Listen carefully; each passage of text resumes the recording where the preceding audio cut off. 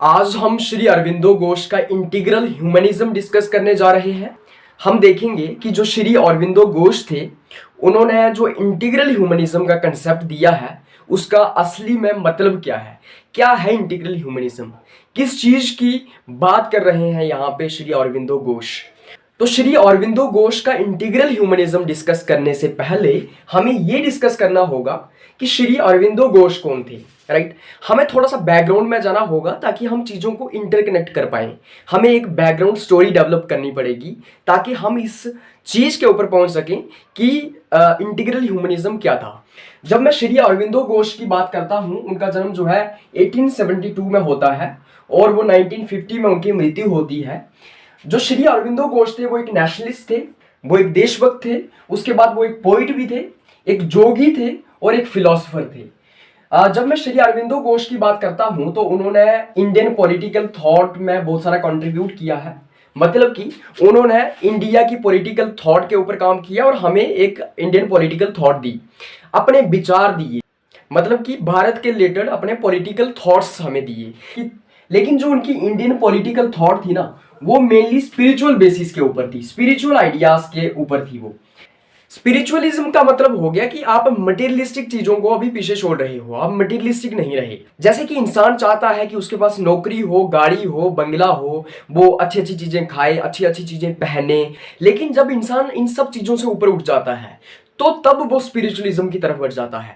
Spiritualism का मतलब होता है कि आप मटेरियलिस्टिक नीड्स को पीछे छोड़ रहे हो, आप अपने आप के ऊपर काम कर रहे हो, आप परम सत्य को पहचान रहे हो, आप इस चीज को पहचान रहे हो कि इन मटेरियल चीजों से आगे की भी दुनिया है। आप अपनी सोल के ऊपर काम करते हो, आप अपनी सोल को लिबरेट करने की कोशिश करते हो, उसको आजाद करने की कोशिश करते हो। आप इस चीज के ऊपर विश्वास रखते हो कि कोई एक सुपर नेचुरल फोर्स होती है और आप अपने आप को सुपर नेचुरल फोर्स के साथ कनेक्ट कर रहे हो। तो स्पिरिचुअलिज्म की जो फिलॉसफी है ये बहुत बड़ी है, इसको समझने के लिए हमें बहुत टाइम लगेगा, लेकिन मैंने आपको इसका मेन आउटलाइन दे दिया है। तो वो जो इंडियन पॉलिटिकल थॉट है उसके अंदर मेनली स्पिरिचुअलिज्म की भी बात कर रहे हैं। उसके बाद इसके अंदर आता है एडवोकेटेड नेशनलिज्म। उन्होंने नेशनलिज्म की विचारधारा को एडवोकेट किया, उन्होंने नेशनलिज्म की बात की और साथ ही साथ उन्होंने स्वराज की भी बात की। जब मैं नेशनलिज्म की बात करता हूं तो उन्होंने नेशनलिज्म की बात किस तरीके से की, वो नेशनलिज्म को कंपेयर करते हैं रिलीजन से। वो नेशनलिज्म को कॉम्प्रहेंसिव वे में जो है डिस्कस करते हैं। वो कहते हैं कि नेशनलिज्म आपका एक रिलीजन है, सनातन धर्म ही नेशनलिज्म है, और जब नेशनलिज्म खत्म होने लगेगा ना तो समझ लेना कि आपका धर्म भी खत्म हो रहा है। तो नेशनलिज्म को वो मजहब के साथ कंपेयर कर रहे हैं, धर्म के साथ कंपेयर कर रहे हैं, तो उसको वो रिलीजन के साथ कंपेयर करते हैं कि नेशनलिज्म एक रिलीजन है। वो कहते हैं कि जिस जमीन पे हम रह रहे हैं ना, जो हमारी सरजमी है, जो हमारा हिंदुस्तान है, वो हमारी मदरलैंड है। वो सिर्फ एक ज्योग्राफिकल एरिया नहीं है कि यहाँ पे एक बाउंड्री है, एक एरिया है और वो हिंदुस्तान है। वो कहते हैं कि भगवान का अवतार है, ये मदर है हमारी, माँ है हमारी। और वो कहते हैं कि आजकल हमारी माँ जो है वो चेन्स में है, हमारी जो मदरलैंड है, जो हमारी माँ है, उसको जंजीरों में जकड़ा हुआ है। यहाँ पे मदर इन चेन्स का मतलब क्या है? इसका मतलब ये है कि जो ब्रिटिशर्स हिंदुस्तान के अंदर रूल कर रहे हैं तो उन्होंने हमारी मदरलैंड को, हमारी मदर को जो है वो चेन्स में डाला हुआ है। तो हमें इन चेन से आजाद करवाना है। जो इस माँ के बेटे हैं, मतलब कि जो भारत के लोग हैं, उन भारत के लोगों को, अपनी माँ को उन जंजीरों से आजाद करवाना है जो जंजीरें अंग्रेजों ने यहाँ पे डाली हुई है। उसके बाद वो एक स्वराज का कंसेप्ट देते हैं। वो कहते हैं कि यहाँ पे सेल्फ रूल होना चाहिए। स्वराज का मतलब होता है कि हमें ब्रिटिशर्स को यहाँ से बाहर फेंक देना है, ब्रिटिशर्स से हमारे देश को आज़ाद करवाना है और यहाँ पे खुद अपने आप को गवर्न करना है, हमारी अपनी सरकार होनी चाहिए यहाँ पे। जब वो स्वराज की बात करते हैं तो वहां पे वो सेल्फ रूल की बात कर रहे हैं, मतलब कि वो इंडियन गवर्नमेंट की बात कर रहे हैं कि यहाँ पे हिंदुस्तान की अपनी एक इंडिजिनस गवर्नमेंट हो। लेकिन इसी के साथ साथ वो जब स्वराज की बात करते हैं ना तो इसके साथ वो इसको बड़े कॉम्प्रहेंसिव वे से डिस्कस करते हैं। वो कहते हैं कि खुद रूल करना, अपने देश को अपने हाथों से गवर्न करना, ये सिर्फ ये काफी नहीं है।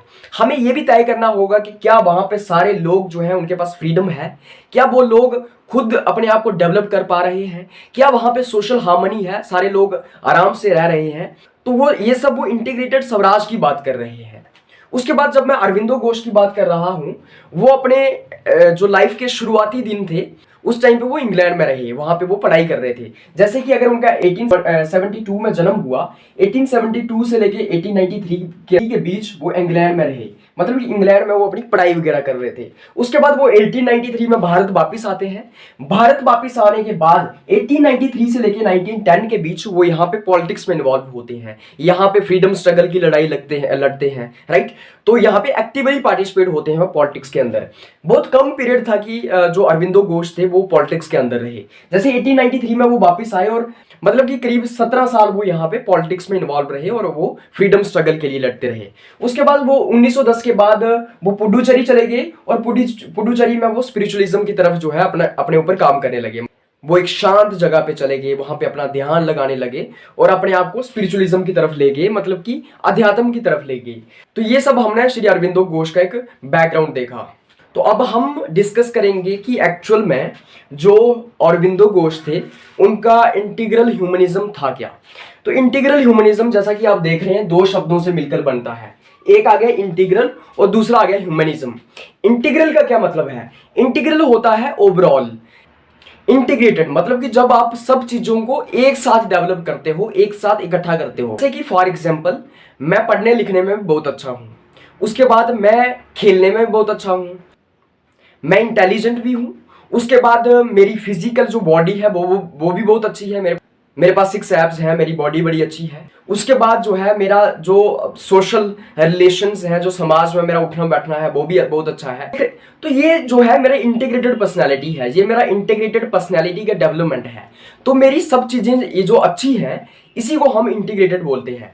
तो वो इंटीग्रल ह्यूमनिज्म की बात करते हैं। उसके बाद ह्यूमनिज्म का मतलब हो गया कि इंसान के ऊपर फोकस करना, इंसान को जो है वो डेवलप करना, राइट। जैसे कि एक इंसान जो है डिग्निटी के साथ रहे, उसके पास फ्रीडम हो, इंसान के ऊपर जो है ज्यादा फोकस किया जाए, तो वो होता है ह्यूमनिज्म। तो जब इंटीग्रल ह्यूमनिज्म की वो बात करते हैं तो इसका मतलब हो गया कि वो all round development of individual की बात कर रहे हैं। एक इंसान को किस तरह से ऑल राउंड तरीके से, इंटीग्रल तरीके से डेवलप किया जाए उस चीज की वो बात कर रहे हैं। एक समाज को किस तरह से पूरे तरीके से डेवलप किया जाए वो इस चीज की बात कर रहे हैं। इंटीग्रल ह्यूमनिज्म को हम और डिटेल से समझेंगे। सबसे पहले it is a comprehensive philosophy seeks to integrate various dimensions of human existence. ये जो इंटीग्रल ह्यूमनिज्म है ये कॉम्प्रहेंसिव फिलॉसफी है, मतलब कि बहुत बड़ी फिलॉसफी है, जो एक बहुत बड़ी फिलॉसफी है जिसके अंदर ह्यूमन एग्जिस्टेंस के, इंसान की लाइफ के कई सारी डायमेंशंस आते हैं। उसके बाद इसके अंदर फिजिकल, मेंटल, इमोशनल और स्पिरिचुअल एस्पेक्ट्स आते हैं इंसान के, राइट।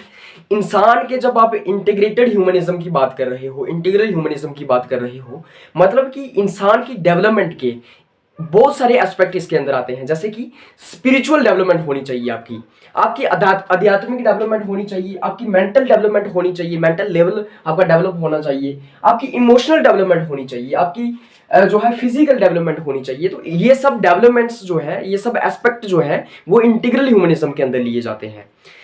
फिजिकल डेवलपमेंट का मतलब है कि आपकी बॉडी जो है वो फिजिकली फिट होनी चाहिए। मेंटल एस्पेक्ट का मतलब ये है कि आप मेंटली स्ट्रांग होने चाहिए, राइट। उसके बाद उसके अंदर आता है इमोशनल, कि आपके जो इमोशंस हैं वो वीक नहीं है, आप इमोशनली स्ट्रांग है।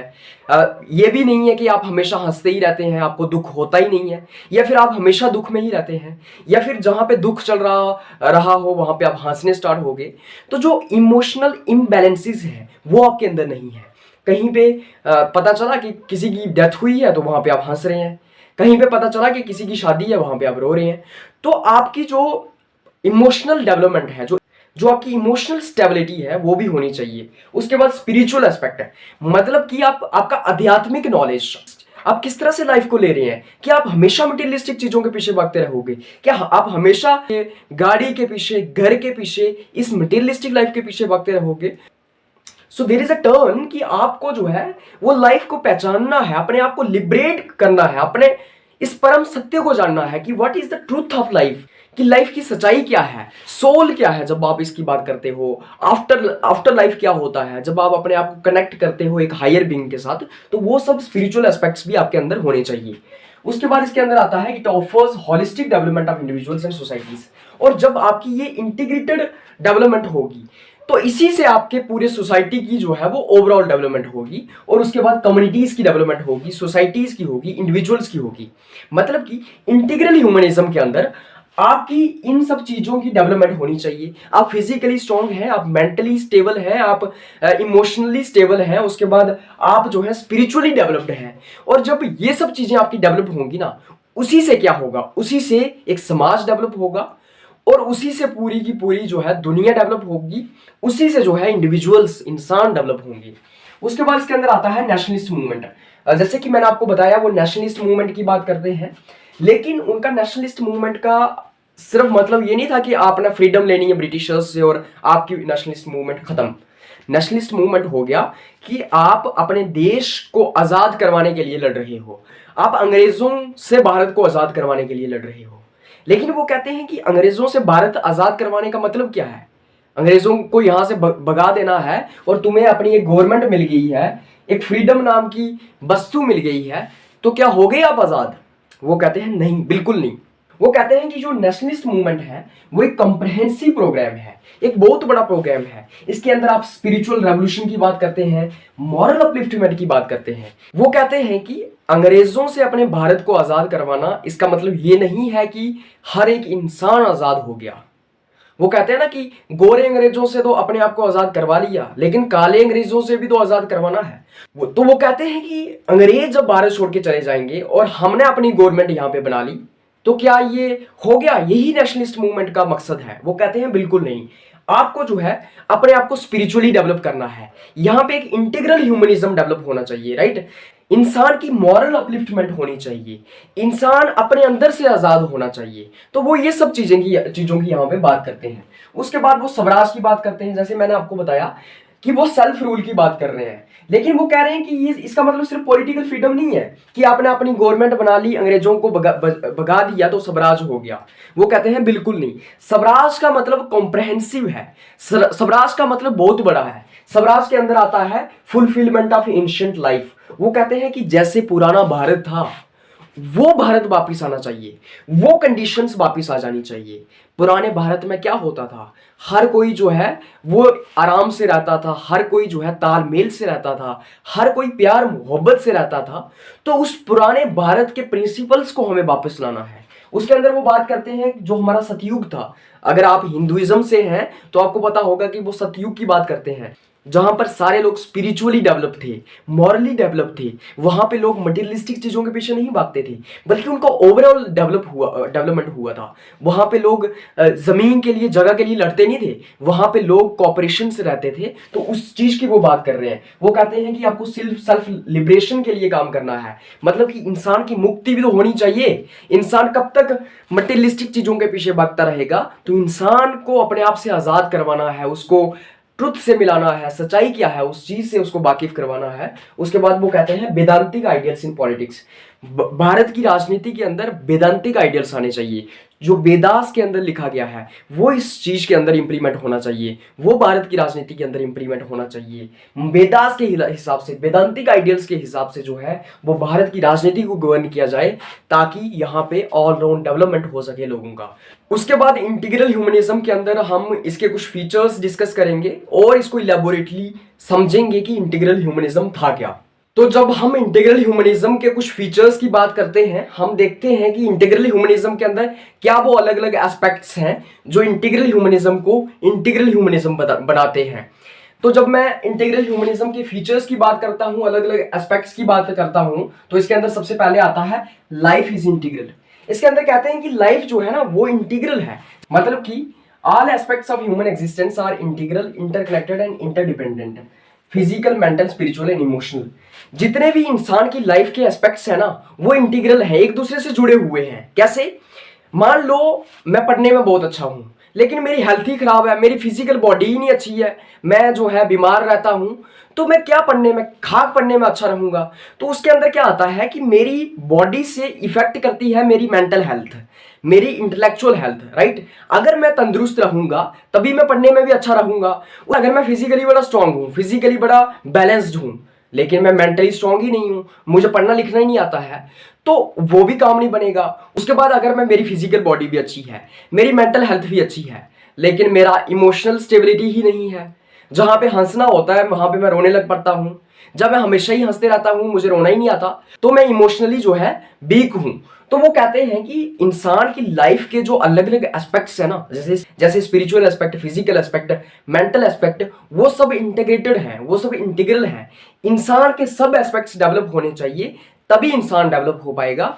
तो आपकी जो सारे एस्पेक्ट्स हैं, फिजिकल, मेंटल, स्पिरिचुअल और इमोशनल, ये आपस में इंटीग्रल हैं, आपस में जुड़े हुए हैं। आपका सिर्फ फिजिकली स्ट्रांग होने से कुछ नहीं बनेगा, आपका मेंटली, स्पिरिचुअली और इमोशनली स्ट्रांग होना भी जो है वो मायने रखता है। ये सब इसके अंदर आता है। उसके बाद इसके अंदर आता है स्पिरिचुअल एवोल्यूशन। स्पिरिचुअल एवोल्यूशन जो है वो इंटीग्रल ह्यूमनिज्म का एक सेंट्रल थीम है। स्पिरिचुअल एवोल्यूशन का मतलब हो गया human beings are not only physical beings but spiritual being on the journey of self discovery and realisation. वो कहते हैं कि स्पिरिचुअल एवोल्यूशन होता है एक इंसान का। पहले तो इंसान मटेरियलिस्टिक चीजों के पीछे भागता है, हर किसी को गाड़ी चाहिए, बंगला चाहिए, ये चाहिए, वो चाहिए। लेकिन वो कहते हैं कि इंसान सिर्फ एक फिजिकल बीइंग नहीं है।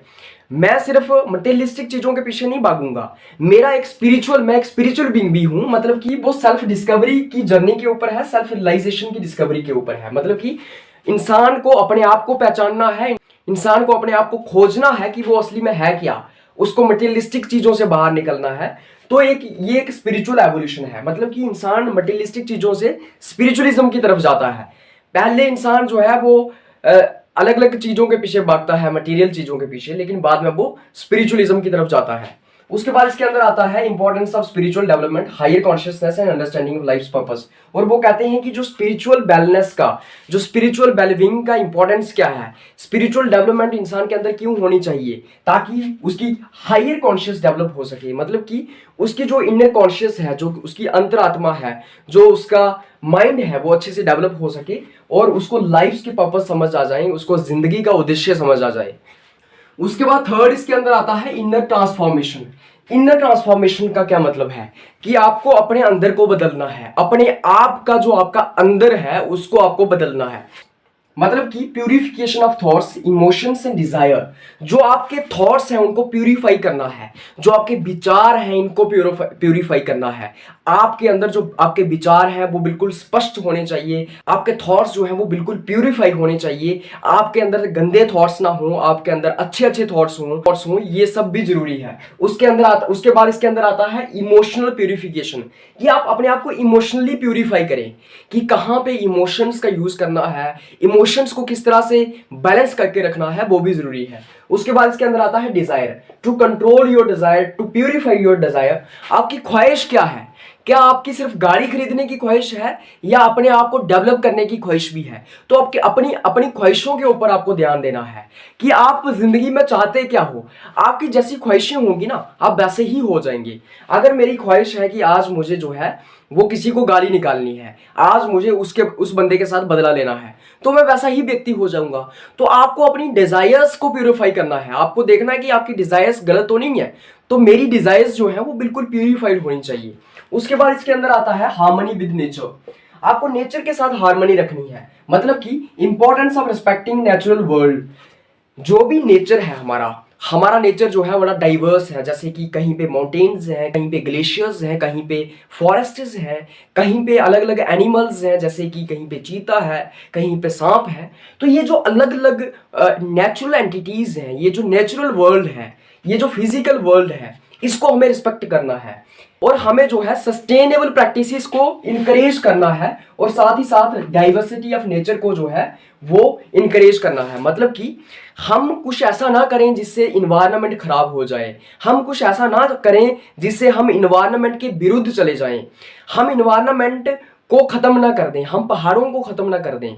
जैसे कि आज क्या हो रहा है, लद्दाख में क्या हो रहा है कि वहाँ पे जो वहाँ की इकोलॉजी है, वहाँ के जो पहाड़ हैं उनको ख़त्म कर दिया जा रहा है।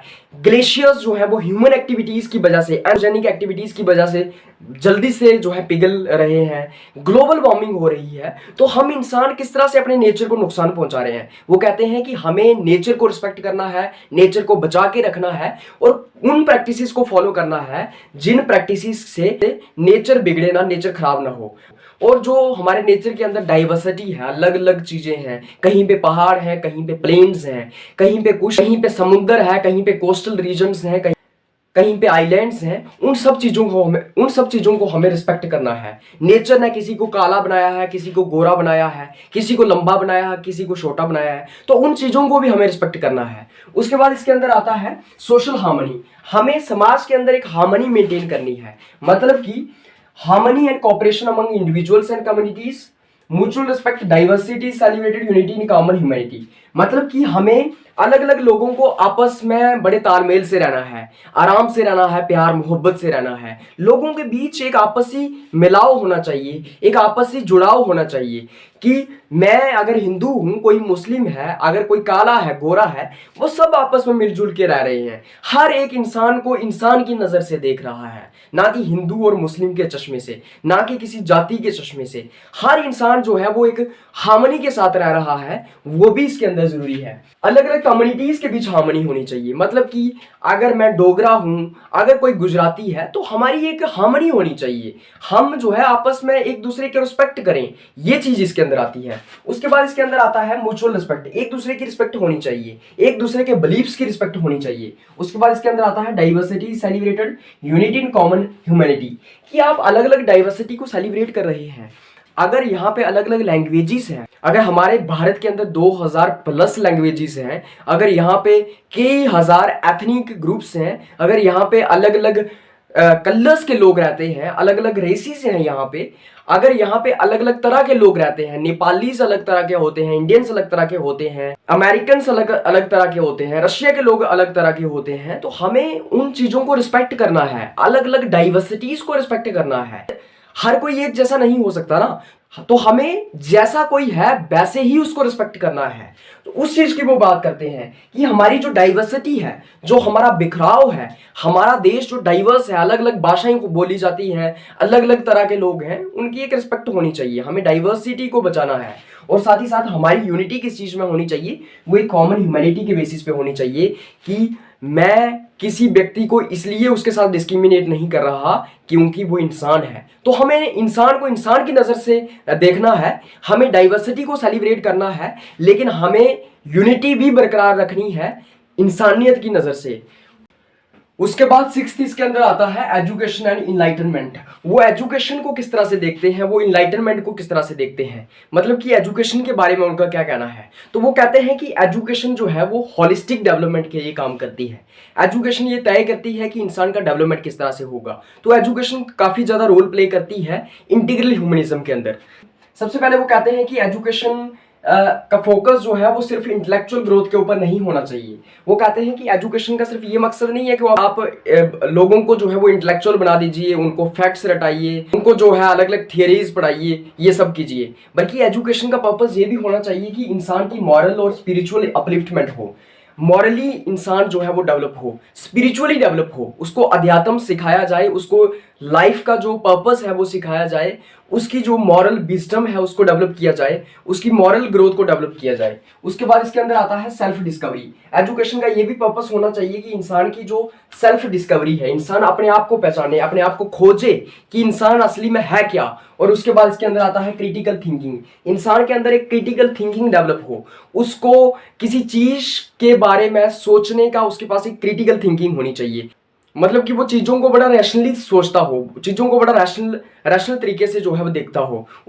उसके बाद इसके अंदर आता है विजडम। इंसान के अंदर विजडम डेवलप होनी चाहिए कि अच्छा क्या है, बुरा क्या है, उसके अंदर वो डेवलप होना चाहिए। उसके बाद इसके अंदर आता है इंटीग्रल पॉलिटिक्स। वो पॉलिटिक्स की बात करते हैं कि पॉलिटिक्स किस तरह से इंटीग्रेटेड है। पॉलिटिक्स, इंटीग्रल पॉलिटिक्स की वो यहाँ पे बात करते हैं, किसके अंदर, इंटीग्रल ह्यूमनिज्म के अंदर।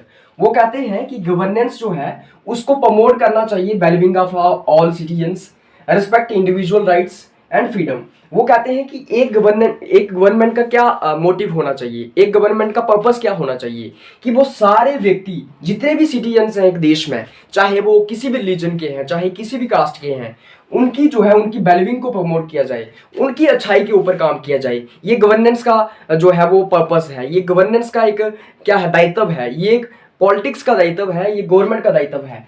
वो सारे लोगों के इंडिविजुअल राइट्स को रिस्पेक्ट करती हो, गवर्नेंस के थ्रू सभी इंडिविजुअल राइट्स को रिस्पेक्ट किया जाता हो।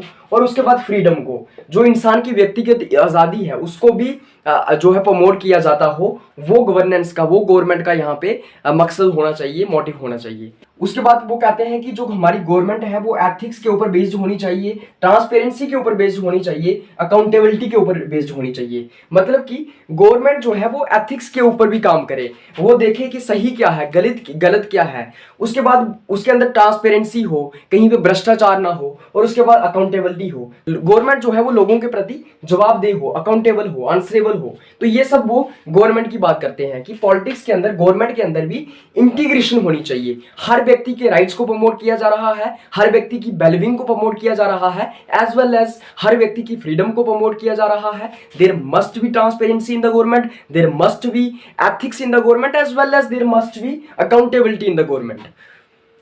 उसके बाद लास्ट इसके अंदर आता है ग्लोबल कॉन्शियसनेस।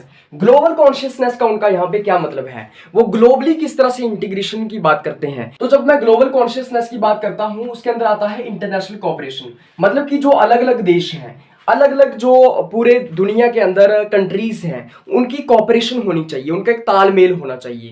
ह्यूमैनिटी के बेसिस के ऊपर वो सब कंट्रीज एक दूसरे से जुड़ी हुई हैं। सारे देश एक दूसरे देश की रिस्पेक्ट कर रहे हैं, सारे देश जो है वो एक दूसरे से जुड़े हुए हैं। उन सभी देशों की आपस में कोऑपरेशन है, एक कोऑर्डिनेशन है, एक कॉमन कंसेंसस है। पूरे देश दुनिया के जो है वो एक दूसरे देश की रिस्पेक्ट करते हैं, एक दूसरे देश के साथ एक हार्मनी के साथ रहते हैं। उसके बाद इसके अंदर आता है कॉमन गोल्स, कि पूरी दुनिया के कुछ गोल्स होने चाहिए, कॉमन गोल्स होने चाहिए। वो क्या होने चाहिए कि पूरी दुनिया के अंदर पीस, शांति को प्रमोट किया जाए, पूरी दुनिया के अंदर पीस हो, जस्टिस हो, इंसाफ हो हर व्यक्ति के पास पूरी दुनिया के अंदर, और इन्वायरमेंट सस्टेनेबिलिटी को प्रमोट करे पूरी दुनिया के नेशंस।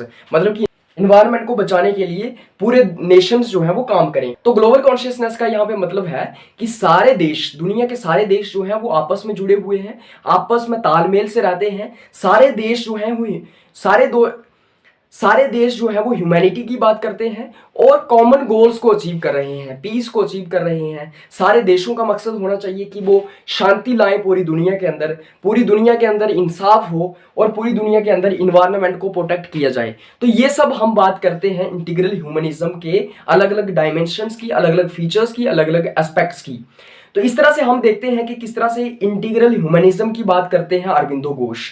सबसे पहले तो वो बात करते हैं नेशनलिज्म की। वो कहते हैं कि नेशनलिज्म बहुत जरूरी है, हिंदुस्तान के अंदर नेशनलिज्म की भावना पैदा होनी चाहिए हर व्यक्ति के अंदर। और उसके बाद वो कहते हैं कि जो स्वराज है, जो पॉलिटिकल फ्रीडम है, जो सेल्फ रूल का कंसेप्ट है, वो कहते हैं कि पॉलिटिकल फ्रीडम का मतलब सिर्फ ये नहीं होता कि आप जो है अपनी गवर्नमेंट यहाँ पे बना रहे हो, अंग्रेजों से भारत को आजाद करवा रहे हो, तो इसका मतलब हुआ कि अब सब कुछ सही हो गया। वो कहते हैं कि अगर आपको किसी एक सोसाइटी को आगे लेके जाना है, अगर एक सोसाइटी का डेवलपमेंट चाहिए, एक इंसान का डेवलपमेंट चाहिए, तो उसके लिए इंटीग्रल ह्यूमनिज्म बहुत जरूरी है। इंटीग्रल ह्यूमनिज्म का मतलब हुआ कि इंसान का जो ऑल राउंड डेवलपमेंट है वो जरूरी है। इंसान का स्पिरिचुअल डेवलपमेंट होना चाहिए, मेंटल डेवलपमेंट होना चाहिए, फिजिकल डेवलपमेंट होना चाहिए, इमोशनल डेवलपमेंट होना चाहिए। तो ये सब एस्पेक्ट इंसान की डेवलपमेंट के अंदर जरूरी है। और एक एस्पेक्ट अगर आपका डेवलप है और दूसरा एस्पेक्ट आपका डेवलप नहीं है, तो आप किसी लायक नहीं हैं। आपके सारे एस्पेक्ट्स जो हैं वो डेवलप होने चाहिए। इंटीग्रेटेड जो आपके एस्पेक्ट हैं, जो आपका इंटीग्रल ह्यूमनिज्म है, वो डेवलप होना चाहिए। उसी से एक देश डेवलप होगा, एक समाज डेवलप होगा, एक इंसान डेवलप होगा और पूरी दुनिया डेवलप होगी। और खास करके वो स्पिरिचुअलिज्म की बात करते हैं। स्पिरिचुअलिज्म का मतलब हुआ कि स्पिरिचुअल बेसिस के ऊपर लोग अपने आप को डेवलप कर रहे हैं। लोग जो है वो मटेरियलिस्टिक नीड से निकल के स्पिरिचुअलिज्म की तरफ जा रहे हैं, लाइफ के पर्पस को जान रहे हैं, लाइफ की डिस्कवरी कर रहे हैं, अल्टीमेट ट्रुथ को जान रहे हैं। तो ये सब चीजें इसके अंदर आती हैं। तो इस तरह से हम देखते हैं कि किस तरह से श्री अरविंदो घोष जो है वो इंटीग्रल ह्यूमनिज्म की बात करते हैं। तो आज की इस वीडियो में बस इतना ही। मिलेंगे आपसे एक नेक्स्ट टॉपिक के साथ। और साथ ही साथ अगर आपको इस लेक्चर का पीडीएफ चाहिए तो आप टेलीग्राम चैनल ज्वाइन कर सकते हैं। उसका लिंक इस वीडियो के डिस्क्रिप्शन में दिया होगा, वहां से आप टेलीग्राम चैनल ज्वाइन करके पीडीएफ को हासिल कर सकते हैं। तो ठीक है, फिर मिलते हैं आपके साथ एक और नई वीडियो में। तब तक आप सबको धन्यवाद।